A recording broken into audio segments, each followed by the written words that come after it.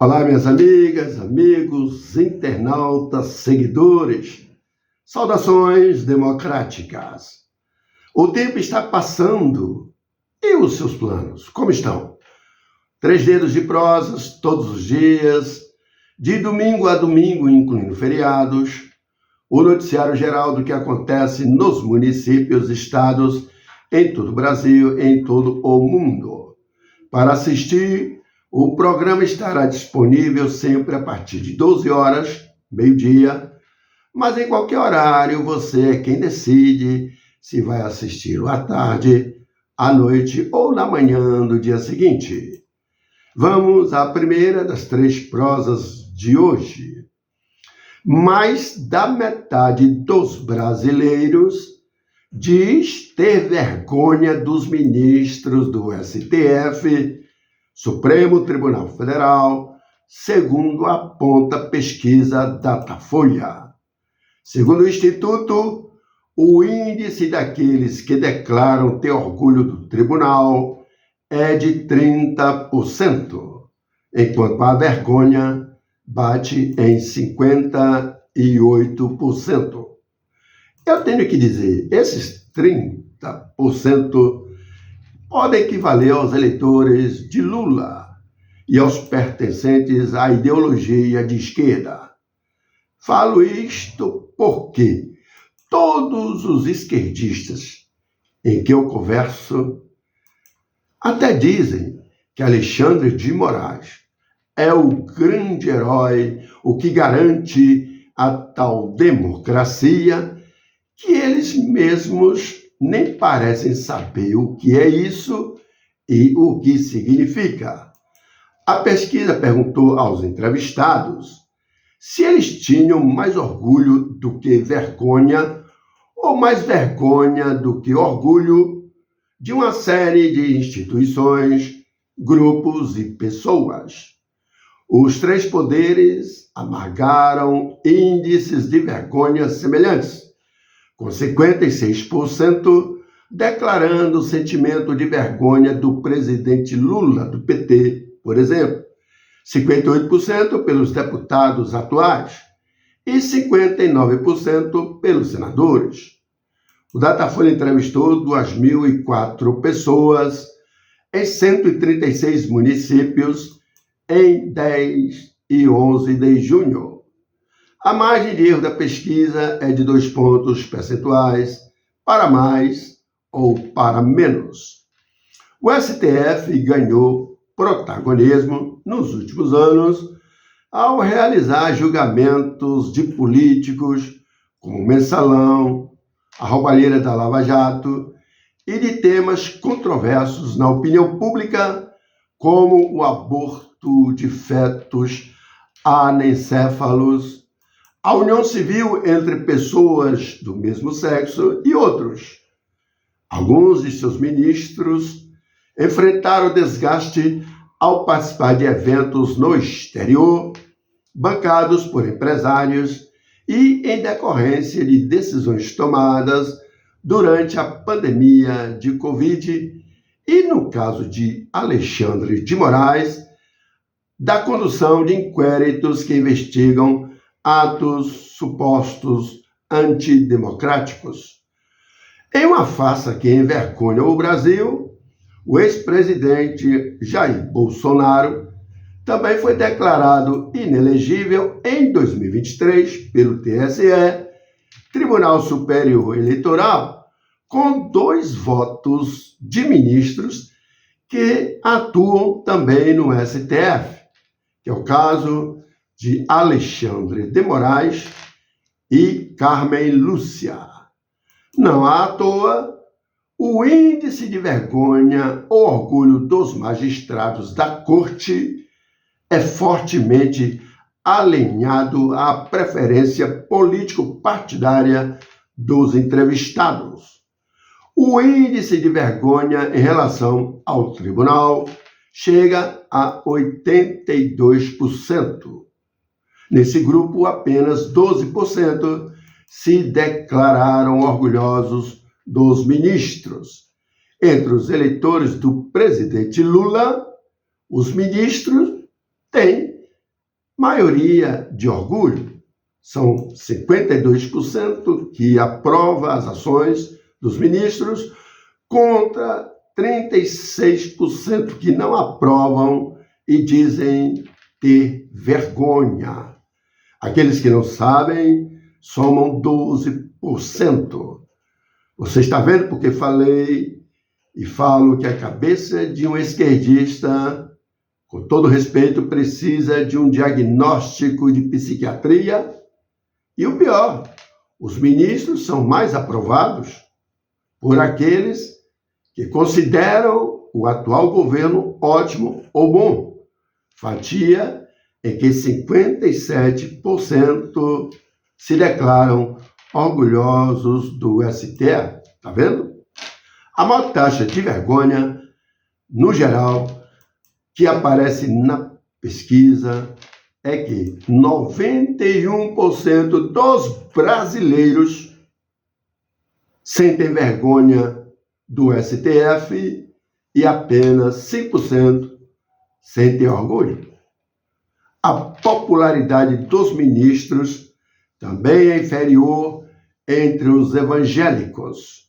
Nesse grupo, 66% dizem ter vergonha dos magistrados e apenas 22% declaram orgulho.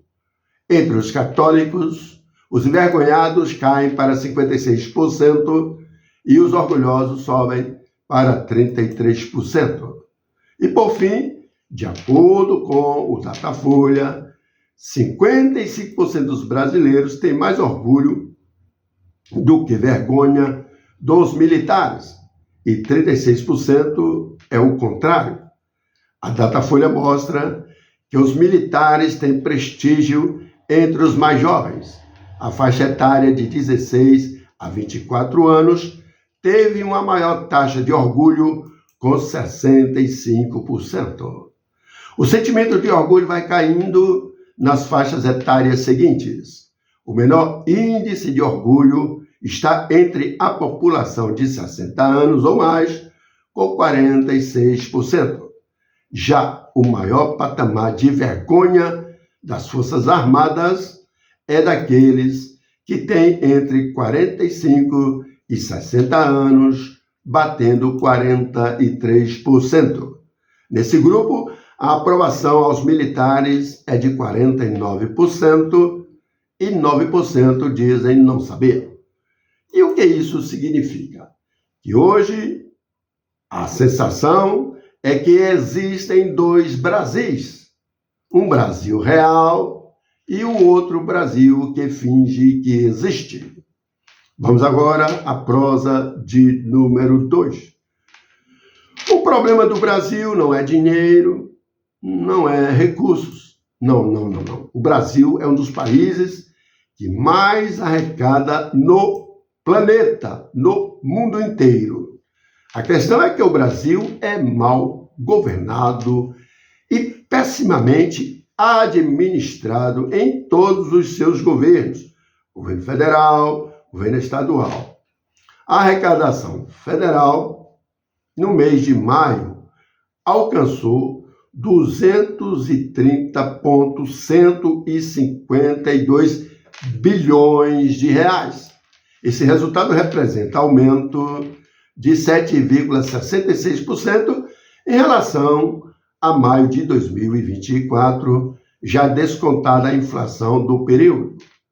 Com esse patamar, a entrada de tributos nos cofres federais em maio foi maior para o mês desde 1995, quando se iniciou a série histórica da Receita Federal do Brasil. Os dados foram divulgados pelo órgão na quinta-feira de 26 de junho, em Brasília. A arrecadação de 230 bilhões de reais é composta por 223,8 bilhões administrados pela Receita e 6,4 ou 6,4 bilhões de reais administrados por outros órgãos.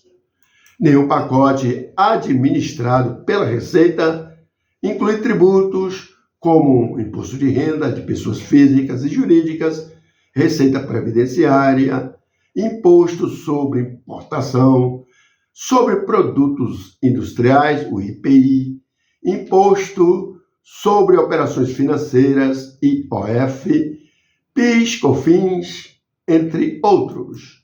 As receitas administradas por outros órgãos incluem rubricas como royalties e depósitos judiciais. A arrecadação no acumulado dos 5 primeiros meses de 2025 também já foi recorde, atingindo 1,191 trilhão de reais, o que representa aumento de 3,95% ante o mesmo período de 2024, também descontada a inflação. Em relação a abril de 2025, houve recuo de 7,33% na arrecadação, mas as comparações costumam ser feitas com períodos iguais, mesmo intervalo do ano anterior, para que o resultado não seja afetado por questões sazonais. A divulgação de quinta-feira marca a retomada da apresentação regular dos dados pela Receita após o fim da greve de servidores do órgão, que foi neste mês, terminou, mas que começou ainda em novembro de 2024.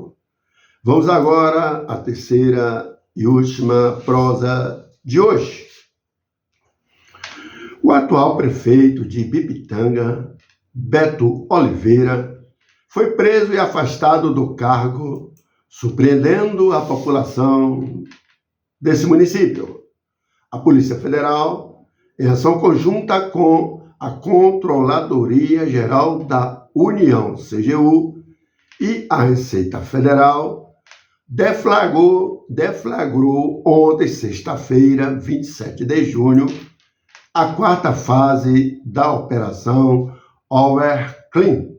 Por enquanto, a prisão se deu porque o alcaide ibipitanguense, cujo nome completo é Humberto Raimundo Rodrigues de Oliveira, foi flagrado carregando uma arma de fogo sem o porte legal.